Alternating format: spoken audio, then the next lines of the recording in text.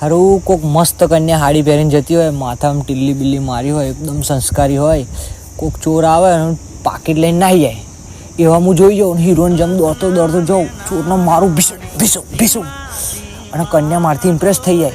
પેલું પાકીટ લઈને જઈને કન્યાને આલું અને કન્યા મારા પગોમાં જ પડી જાય કે તમે જ મારા પતિ, તમે જ ફૂલ ઇમ્પ્રેસ થઈ જાય.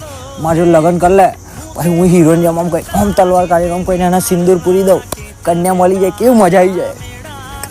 સારું કોઈક કરોડપતિ ગાડી લઈને જતો હોય અને એનો એક્સિડન્ટ થઈ જાય અને એનો જીવના જોખમ હું બચાવી લઉં, મારથી એવો ખુશ થઈ જાય ફૂલ.